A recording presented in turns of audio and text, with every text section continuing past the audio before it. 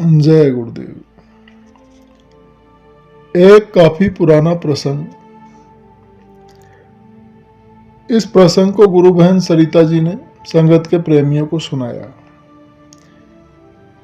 कि बात उस साल की है जिस साल चिरोली संत आश्रम पर आखिरी भंडारा हुआ था और भंडारा समाप्त हो चुका था और परम पूज्य स्वामी जी महाराज सामान समेटवाने में व्यस्त थे। तो एक सत्संगी भाई एक प्रार्थना लिखकर स्वामी जी महाराज के पास लेकर आए। स्वामी जी महाराज ने वो प्रार्थना देखी और उसे पढ़ा तो वो प्रार्थना एक कविता की काट छांट थी और उस समय 5वीं या 6ठी कक्षा में बच्चों के कोर्स में भी वो प्रार्थना शामिल थी।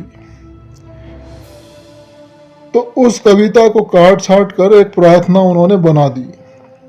खैर स्वामी जी महाराज ने उसे देखा तो बोले कि ठीक है, लेकिन वैसे ही महात्माओं की इतनी वाणियां हैं, उन्हें पढ़ो।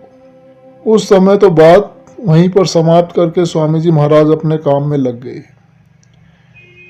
फिर रात का सत्संग स्वामी जी महाराज ने प्रार्थना पर ही किया और सत्संग में बतलाया कि प्रार्थना आत्मा करती है। महात्माओं ने अंदर में जाकर मालिक का दर्शन किया, उसका दीदार किया, तब उन्होंने ये वाणियां लिखी। जो कुछ भी वाणी उन्होंने लिखी प्रार्थना के रूप में, वो अंतर की आवाज थी और उन्होंने हमारे लिए लिखी।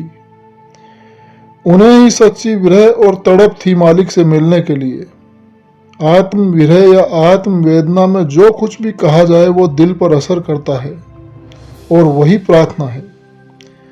मन के घाट पर बैठकर अगर हम प्रार्थना लिख देते हैं तो वो इसीलिए असर नहीं करती है।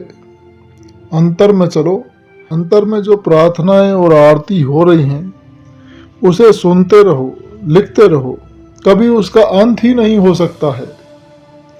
जय गुरुदेव।